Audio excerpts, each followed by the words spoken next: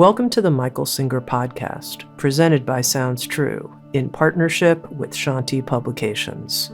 Before we start, I wanted to invite you to an upcoming live online conversation with Michael Singer on peace in the midst of uncertainty on October 8th. You'll find more information, along with access to all prior podcast episodes and more at michaelsingerpodcast.com.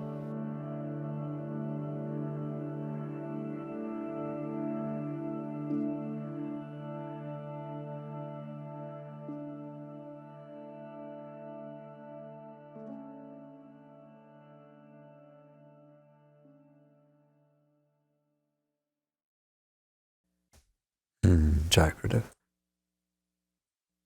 A wise being eventually reaches the place where all they want is peace. You have to go through so many stages before the whole of your being actually reach that stage. It starts with understanding, it ends with realization. And how long it takes in between is irrelevant. You just get to the point where you understand that all you want is peace. The fact that there be other aspects of your being that, due to past habits, past karmas, and some scars, are still activated and still reach out or in, down, suppress, hide the fears and reach for the desires. That's what you come to see, is that you want peace, but that because you have fears, and because you have desires inside of you, that you can't have peace. That those are what disturb the peace. It's so subtle, and you have to be very careful once you realize that. People speak about desires as though they're wrong, as though they're the devil, as though they're just non-spiritual. Well, that's like saying a rock is wrong, or a sunset is wrong, or light is wrong, or lightning is wrong, or waves on the ocean are wrong. There's nothing wrong, and there's nothing right. There just is what is. There are these energies that are inside of you. It's not hard to see them. You're in there. You see them just as surely as you see anything else in your life. And those energies can basically be categorized in those two categories. You eventually get to that point where you see there's fear and things you're afraid of. There's desire and that which you want. And those things drive the lower self. Those are what are below you. You sit in the self and you watch what there is. And you will see there is that. At first, you separate them into good desires and bad desires, into wholesome fears and wrong fears. And you start playing with keeping one and getting rid of the other, etc., etc. And you play with your stuff. You just get in there, and instead of taking the seed of awareness and just be in awe at the dance of the energies that is going on below you, you stay involved. And you try to get the ones you want, and you try to suppress the ones you don't. You try to get rid of the fears that you think are wrong and keep the fears that you think are healthy. You're still in there with both hands and your head and your feet. The whole ball game is in there messing around with this stuff. And I don't know how long it's going to take in your evolutionary pattern before you reach the point of realizing it doesn't work. What doesn't work? It doesn't work to touch these things. It doesn't work to play with these things. It doesn't work to be involved in these things. We use the example in all the scriptures. Ancient scriptures use the example of the mirror clear lake. Peace is the mirror clear lake. Disturbance in that lake creates vibrations, creates waves, creates ripples. Doesn't matter what disturbance. It's the most beautiful leaf that ever fell on the face of the earth, fell in that lake. It would create exactly the same ripples as one that was half eaten by the moths and caterpillars and was ugly and rotten and would fall in and do the same thing. It doesn't make any difference. The point is, peace is not about the leaf. peace is about the lake. And when the lake is crystal mirror clear, there's peace. When anything moves within the lake or falls within the lake, it creates ripples. Now, you have to decide, since you are a willful soul sitting in there, aware of what's going on, you have the ability to make some decisions.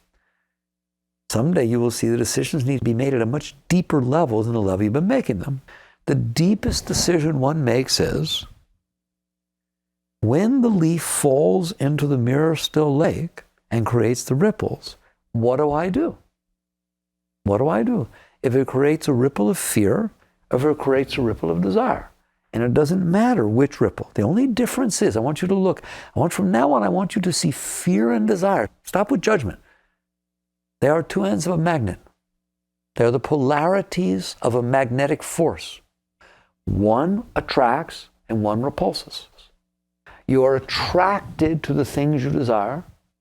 You want to pull away from, repulsed by, that which you fear. See it as magnetism. They're just polarities of a force, and that force is inside of you.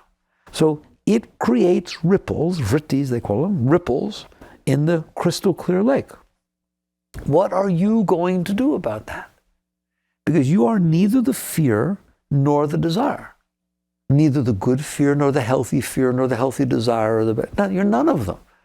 You are the being who notices that there's ripples in the lake where there wasn't a minute ago. You are the one inside, the consciousness, the essence of being, who sees now there's fear. There wasn't a minute ago, but now there is. Now there's desire. There wasn't a minute ago, but now there is. If you don't know, then we don't need to talk about it. If desire and fear come and move inside and you have no idea, they don't affect you in any way, shape, or form, and you don't notice any difference, there's absolutely nothing happening, then maybe they didn't happen. Maybe you're making it up.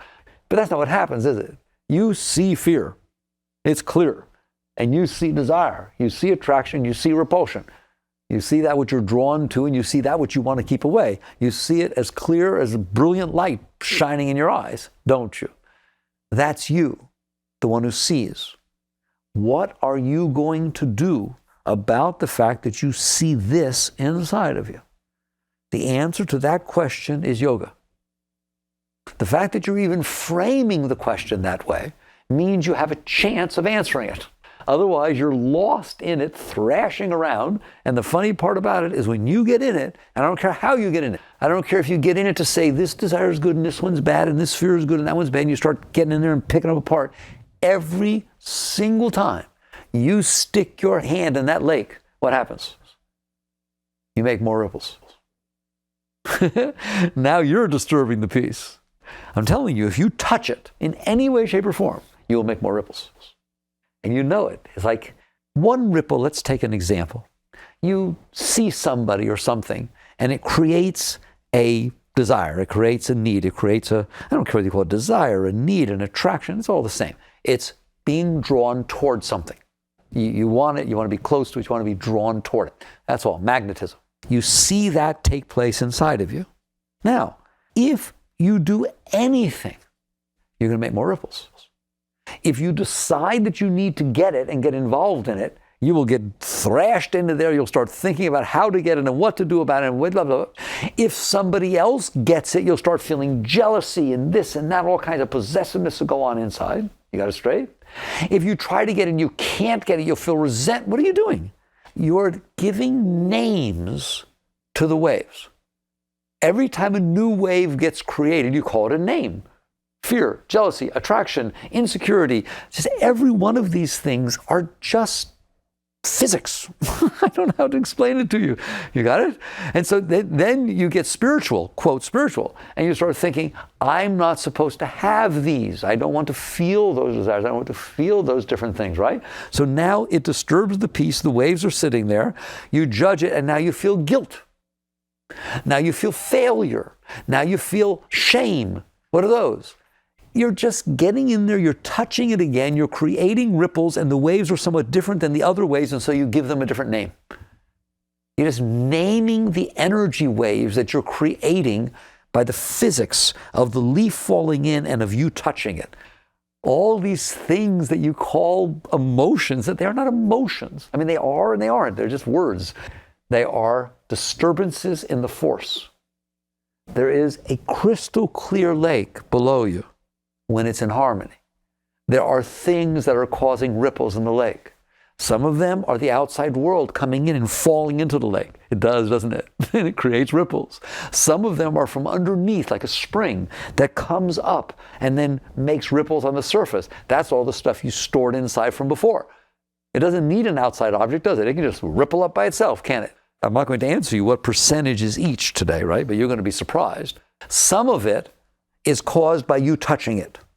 You got it?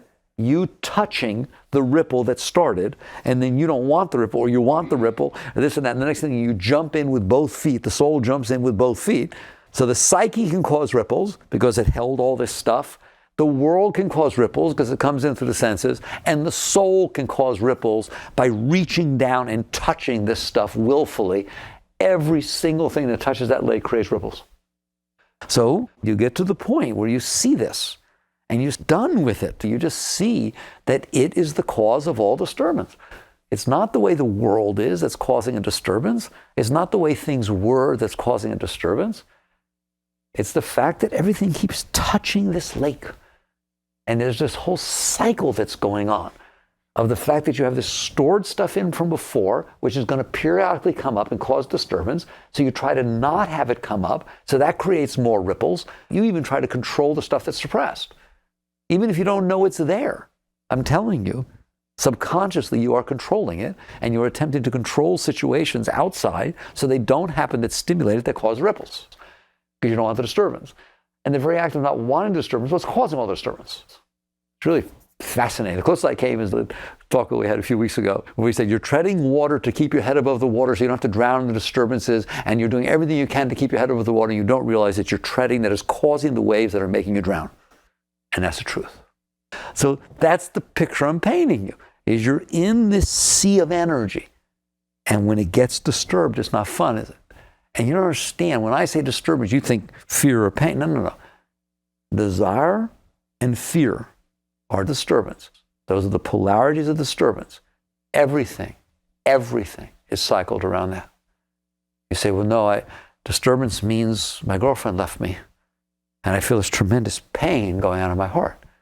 That's desire. You had a desire. You wanted something to be a certain way. You didn't want her to leave. You wanted to be with this person. And what happened is that connection of that energy, you connected these waves you had inside, you tried to subside them by tying them into another person. Now when that person leaves, or that person dies, or that person says something, what happens to those waves? Whoa! They become tsunamis. The same waves that you were trying to stabilize by holding on to the person are tied back. God, it's just so easy to see. You understand that? Stop seeing it as psychology and see it as physics. It's physics. Someday they will be able to measure these energies like they can measure the electromagnetic spectrum, and they will start describing what's going on. And when you have a disturbance and then you try to stabilize the disturbance by tying it to somebody else, you are literally connecting somebody else's energy to your waves to keep it stabilized. As long as they behave within the frame that will work for you, you're better. The minute they go outside the frame, it creates more waves.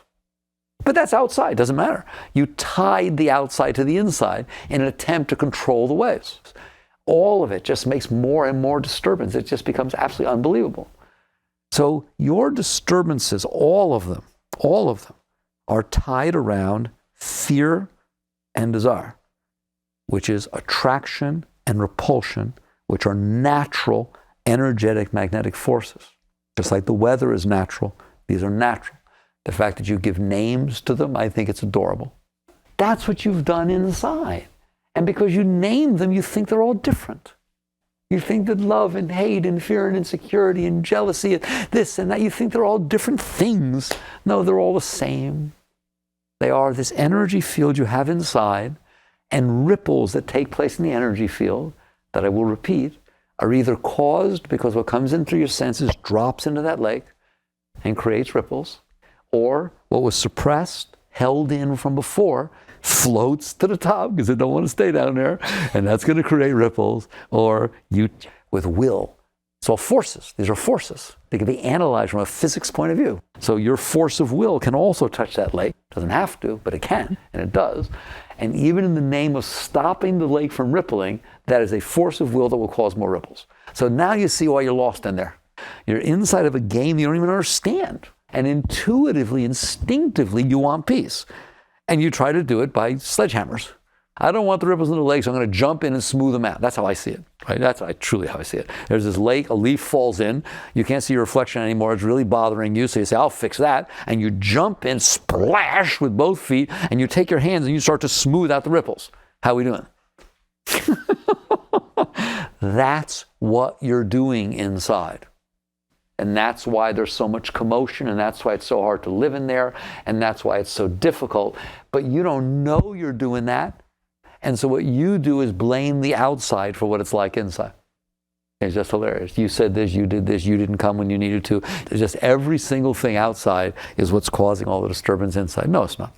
Truth is the outside is causing very little disturbance, very little. It is equivalent to if you're sitting there living on a lake that can be mirror clear, but every once in a while a leaf falls in or it rains.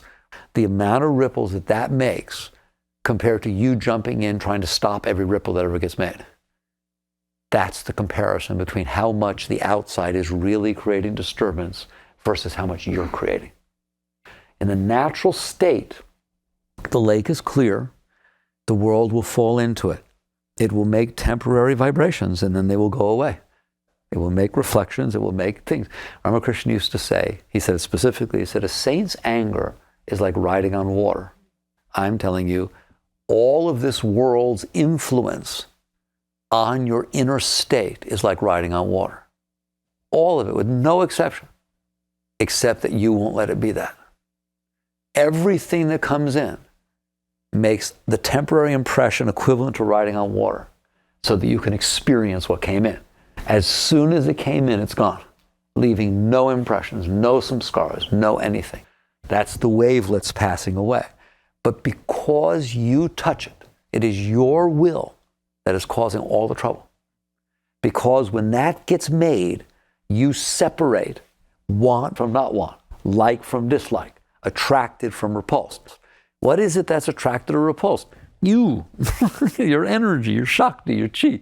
And so it sits there and it likes one versus the other. That which it likes, it tries to hold on to. That which it doesn't like, it tries to push away. My God, if all you did was let it ride on water, it will go away by itself. But if you try to push it away, you have to stay involved in it. And when you get involved in it, it stays. All right? In order to get rid of it, you have to keep it there to get rid of it, don't you? It's just hilarious. You want to get rid of this thing, so you grab it. And by grabbing it, you keep it. Versus it would have just disappeared and faded by itself into oblivion.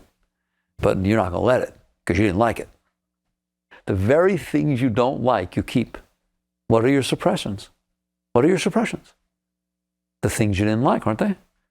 The things that came into your psyche that you couldn't handle, you didn't like them. Well, some rational person, they don't like something, they get rid of it. You kept it. You literally stored it inside of you because you didn't like it. The effect is what I talked about yesterday. A dog is coming toward you. You're afraid of him. He wants to run by you because his friends are over there, but you can't handle it. So every time he comes near, you yell at him and push him away. But he wants to go to his friends. And so the very fact that you don't like him and you keep yelling at him and pushing him away and scatting him back means you will be there forever doing that, doesn't it? As opposed to just let him go, handle your stuff, just let him run by you. But no, you're too afraid. And because you're afraid, you keep it. That's what suppression is. It is these things that came in and rode on water that you couldn't handle the experience, even the momentary experience for the time they would last. And so you suppressed them and froze them inside of you and kept them so you didn't have to feel them. You kept them so you didn't have to feel them. You're going to feel them for your entire life because you kept them. You'd be much better off letting them go. That is what's going on inside. There's an energy pool and these different things are hitting it. Normally, they would just like riding on water, come and go and dissipate, but you are in there with your will. Really, that's literally all it is. It is a system that should just come and go, but you are in there with your will, the will of your consciousness, imposing your will on these vibrations. thereby creating ones that stay, thereby pushing, pulling, fighting, creating more ripples, and you got ripples on top of your ripples. You didn't want this and you're afraid it'll happen again. Well, that didn't exist. That didn't come in from out. Your fear that it will happen again didn't come in from outside, did it? Remember when I said you jump in and you touch it? That creates more ripples. There's an example of more ripples. Something happens. It'll right and it'll go. But no, you not only don't let it go, you keep it inside, which creates a lot of ripples, and then it'll keep popping back up, but you also created a new ripple that wasn't there to start with called the fear that it will happen again. That did not come in from outside. That doesn't exist. That one was totally internally generated. That's you jumping in the water. That's the ripples that came from jumping in the water and trying to smooth them out. Then you have guilt about the fact that you have fear that it will happen again because you were trying not to do that anymore. There's another one. Right? Look at it. That's what's going on in there from a physics point of view. And you need to start looking at your inside that way because that's what's going on. All right.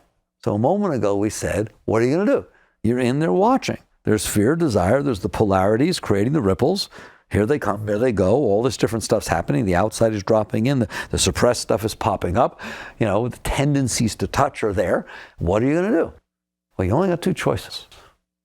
You either go in there and figure out some way to touch it and make it not make ripples. You never will. Never. The more you touch it, the more ripples it makes. Well, what's the choice? The choice is so simple. And this is where you have to reach the stage in your life. You realize all I want is peace. We're back to that. This is what is disturbing the peace. My touching it is exacerbating the problem. I'm not going to touch it. I'm not going to touch it. I have no control over the unfolding of the world. Very little anyways, right?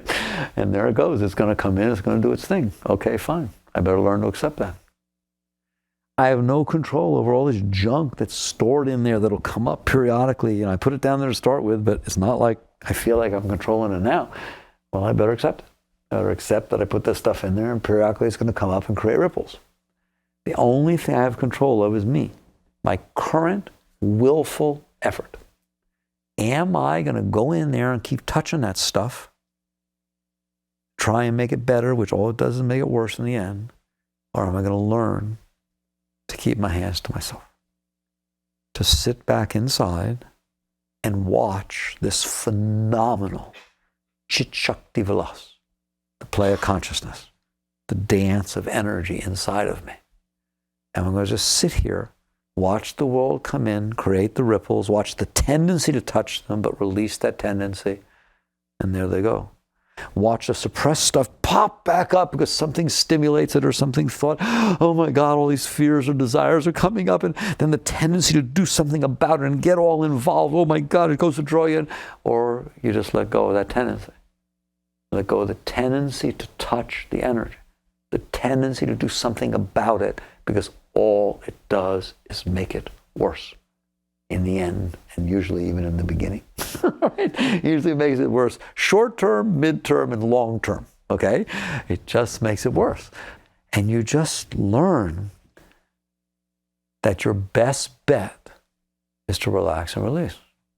Your best bet is to say, if I want peace, and that's what I want, the only way to find it is to let the energies go back to their natural state, which is things will come in and then they will go.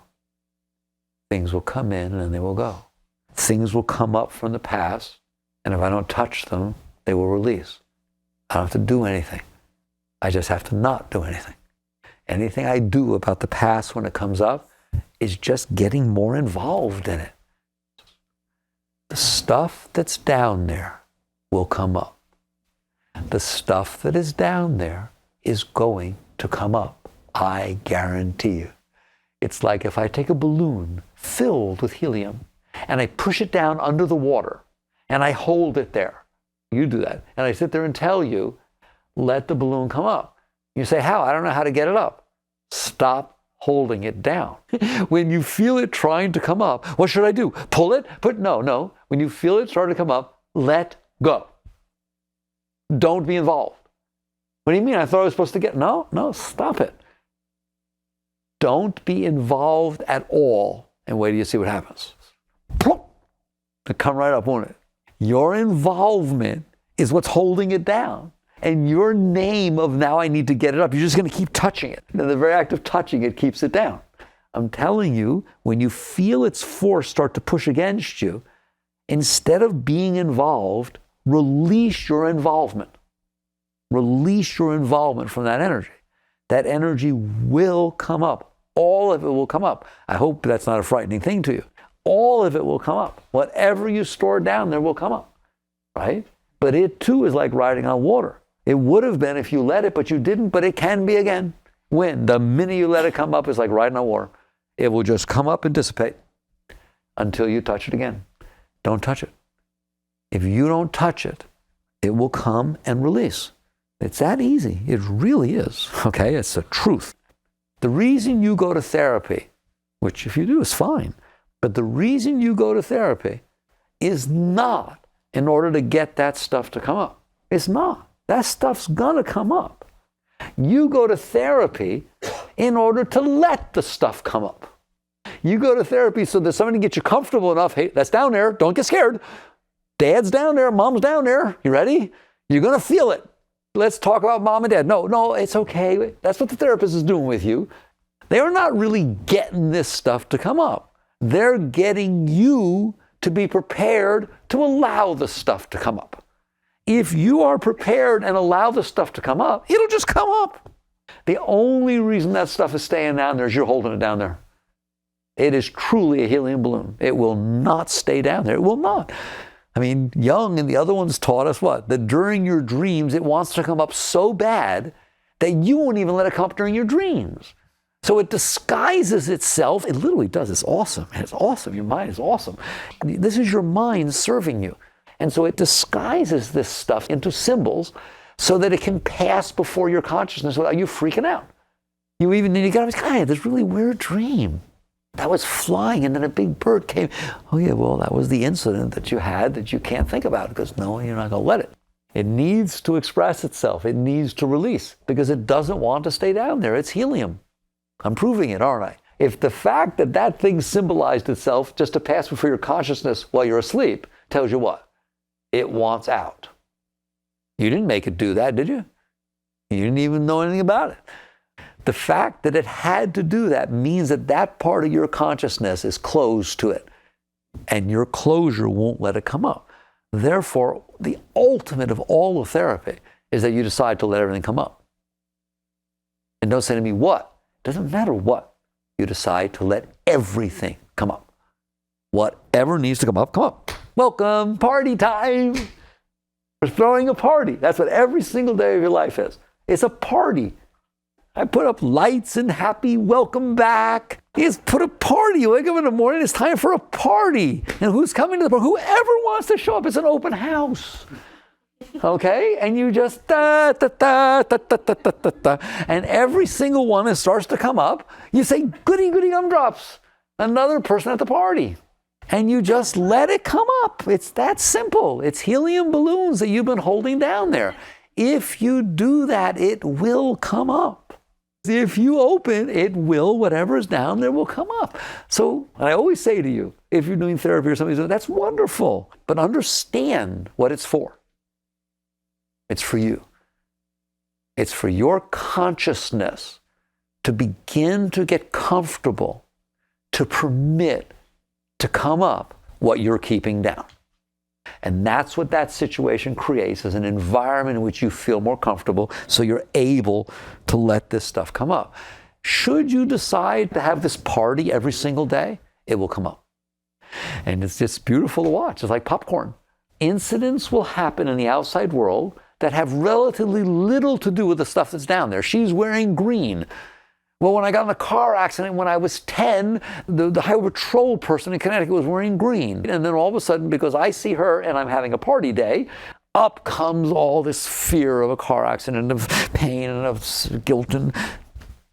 Right? Now, the question is not, will it come up? It will come up. The question is, will I let it come up? See, it's a very different question, isn't it? It's not, how do I find what's down? You don't have to find what's down there. It will find you. wounded. All right? You know it every day of your life. Why? Because what you're doing is trying to make it not. You're trying to push it away. You're saying to somebody, sweetheart, I really don't like green. I would prefer if you didn't wear that, especially that dark green. You don't know why you don't like green, but you don't. I thought you liked me. Why would you wear green? And that's how you talk to people. That's how you keep it from coming up. You manipulate people, places, and things in accordance to your preferences and fears. And all of those things are just all your stored stuff. And so you just get to the point where you say, I'm not doing that anymore. I want this stuff out. I don't care. I want peace more than anything else, period. And therefore, whatever has to hit, whatever it has to hit, and you just welcome it, and then you learn. The only thing you have to learn is how to relax and release. How to fall back behind these energies and not get involved in these energies. If you do that, you will let them come up. They will make their ripples. They will have their day in the sun. And you just relax and release. Relax and release. The more you do that, the less desire and fear will be what you're seeing. And that will be a great teacher to you. A great teacher. I mean, desires used to be really strong, a major problem. And fears, oh my God, let's not even discuss those, all right? That's a lot of stuff gets created all the time. It's like all the time. You're either dealing with desires or fears, subtle or big or strong or weak or mixture, whatever it is, but it's all the time. As you let go of this stuff and fall back behind it and just relax and release and let it go, you are going to see less desires and less fears. Period. You're going to see less. And that's how you come to see the dynamics of what's going on. It is all this stored stuff that you stored in there that you can't deal with that is subtly creating the desires and fears. You have fears and desires about very different things than she does, but they can all be traced back to your samskaras. They can be traced back to what you stored inside. And I can clue you in. What you desire is that which helps you bring up your positive past experiences and release energies and feels good. And what you fear is that which stimulates the stuff that's down there that you don't want to deal with. So truth is, desire and fear are above the samskaras.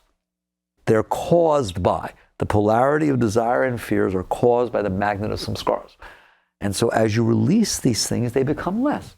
You don't suppress your desires. You don't fight with your fears. You don't renounce things outside because you desire them. You let go of yourself deep inside, and these things will naturally harmonize and start to fall out. That is yoga. True yoga is take the seat inside. That's the seat of the yogi. The seat that is behind the energy is the seat of the yogi. And you watch these energies. Yes, there are desires. Yes, they're very strong. Yes, there are fears. Yes, they're very strong. Now you'd like to raise your hand and say, but what do I do about my desires? Isn't it healthy? Shouldn't you deal? I will never answer you because you're asking the question from the wrong perspective. You're standing in the wrong place and asking a question. And while you're asking the question from that perspective, there is no answer. If you understand that your desires and your fears are the result of your samskaras, are the result of your blockages, the question is not, what do I do about this desire? What do I do about this fear? That's just some temporary thing. The question is, why am I not open enough to release the underlying patterns that are causing these disturbances? And you work constantly on that. And you will see that the rest works out. The rest just works out. It's not renunciation and it's not fulfillment. It's not anything. It's not anything. It's not these fears are good and these are bad. You're not separating. You're not touching it. And yet it still works out. Well, you work on yourself deep enough, the natural unfoldment of life will interact with you, and you may slip a little bit or feel like you're falling around. It doesn't matter. Doesn't make any difference. You will see when you look back that it did just fine. It just did just fine without you in there touching it. Maybe you got married, maybe you had children, maybe you did this, maybe you did that. I don't know. Doesn't matter.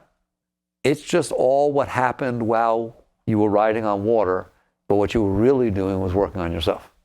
That's all you were doing, was falling behind the energies. And the rest just unfolds. There are no decisions. I know that's the hardest thing for people. The only decision is the last decision you ever made, which is what I'm going to do is let go of myself.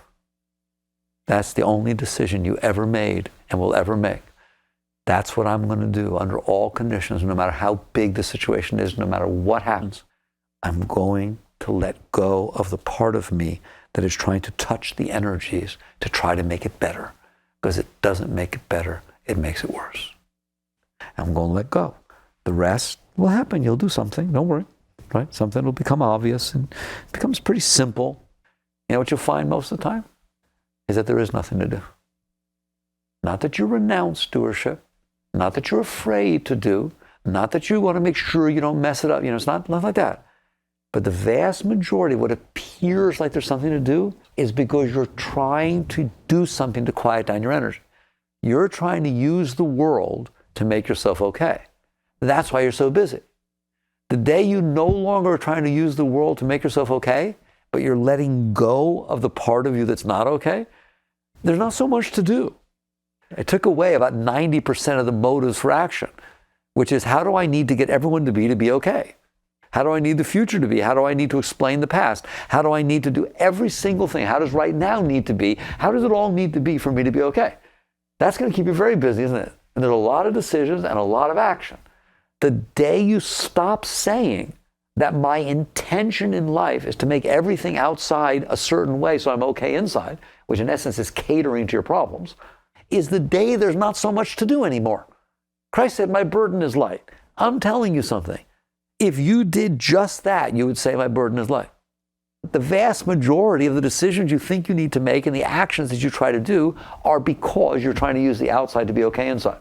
The day you stop doing that, you just relax and release your problems inside to let them come up and leave and thank the world for stimulating them. That's all the world is doing.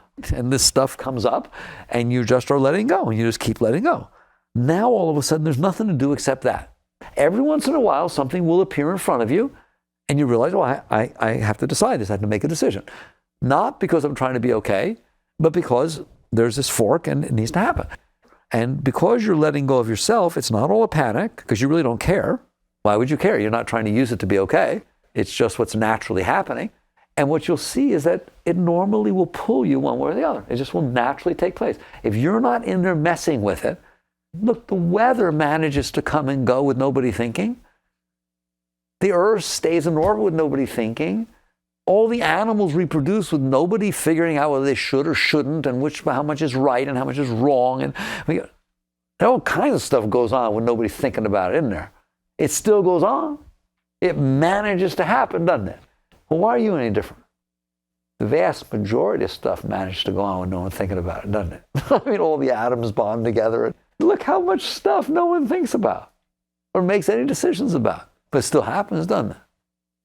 Your life will become part of that if you're not in there messing it up.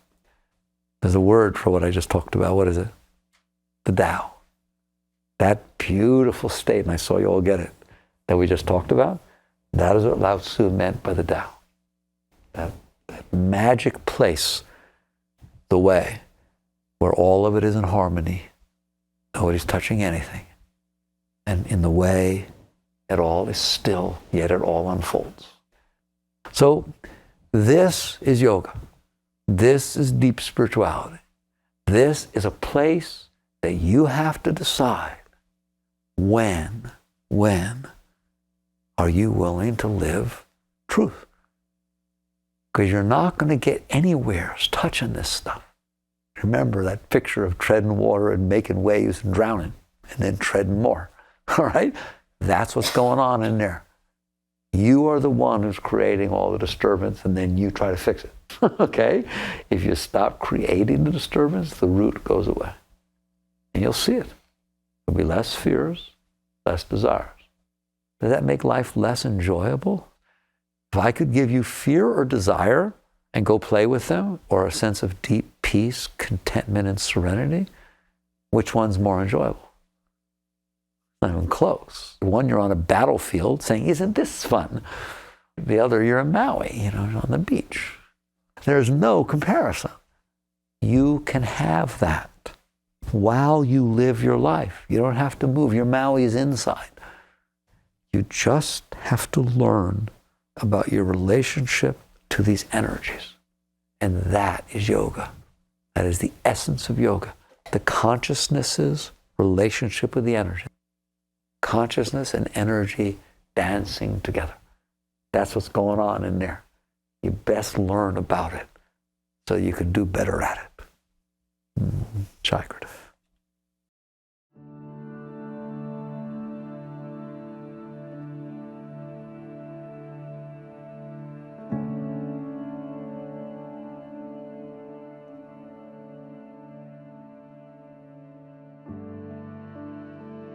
You've been listening to the Michael Singer Podcast, produced by Sounds True in partnership with Shanti Publications. For more information on Michael's body of work and all back episodes, please join us at michaelsingerpodcast.com. Thanks so much for listening. Sounds True, waking up the world.